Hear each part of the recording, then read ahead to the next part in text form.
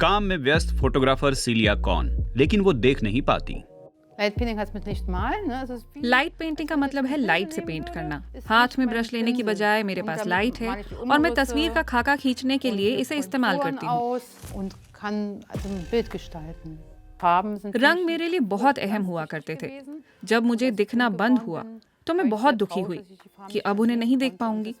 और मेरे लिए फोटोग्राफी बहुत महत्वपूर्ण है क्योंकि ये मेरी जिंदगी में रंगों को वापस लाती है। एक कार हादसे के बाद सीलिया कॉन को 12 साल की उम्र में दिखना बंद हो गया था, लेकिन वो अब भी रंगों की कल्पना कर सकती हैं। लाइट पेंटिंग के साथ सीलिया फोटोज पर पैटर्न ड्रॉ करने के लिए बहुत लंबा एक्सपोजर टाइम इस्तेमाल करती हैं। उनके काम को अब तक लगभग 50 प्रदर्शनियों में दिखाया जा चुका है। जब लोग फोटो देखते हैं तो उनके सभी शक खत्म हो जाते हैं। वो मेरी नेत्रहीनता पर ध्यान नहीं देते, बल्कि एक पल के लिए इसे भूल जाते हैं। इसकी बजाय वो रंगों के संयोजन और शायद विषय को देखते हैं, और फिर हम सब इस बारे में बात करते हैं और एक रिश्ता बनाते हैं। कैमरे की सेटिंग जैसे तकनीकी मामलों में सीलिया कॉन को एक असिस्टेंट की जरूरत पड़ती है, लेकिन कलात्मक फैसले उन्हीं के होते हैं, जैसे कि मॉडल का पोज क्या रहेगा।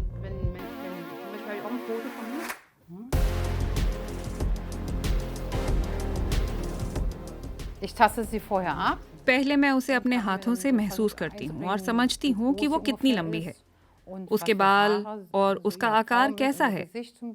मैं उसके चेहरे और कद को भी समझती हूँ, फिर फोटो लेती हूँ। एक असिस्टेंट बेहतरीन फोकस लेने में उनकी मदद करता है।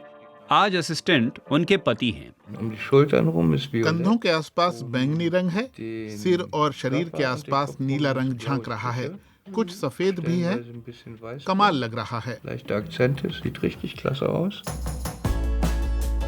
लाइट पेंटिंग के अलावा सीलिया कॉन पारंपरिक फोटो भी लेती हैं, जैसे कि यहाँ शार्लोटेनबुर्ग पैलेस के गार्डन में।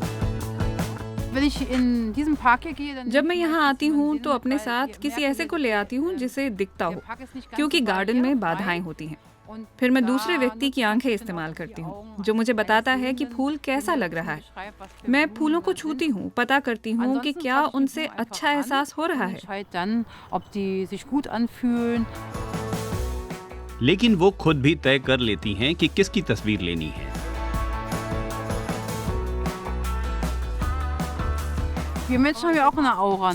हम इंसानों के पास आभास है। हमें पता चल जाता है कि कौन हमें देख रहा है, कौन पीछा कर रहा है।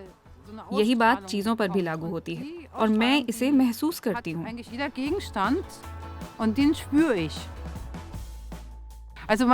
कभी कभी मैं सोचती हूँ कि कोई झाड़ी है या फिर किसी के कदमों की आवाज सुनती हूँ तो फोटो ले लेती हूँ, और फिर वो व्यक्ति फोटो में शायद हो ही ना, क्योंकि लोग तब तक तो गुजर जाते हैं।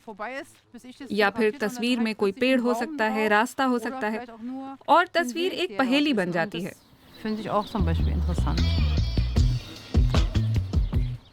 दूसरे लोगों की तरह सीलिया कॉन भी अपनी हदों को परखना चाहती हैं और वो फोटोग्राफी को इसका जरिया मानती हैं।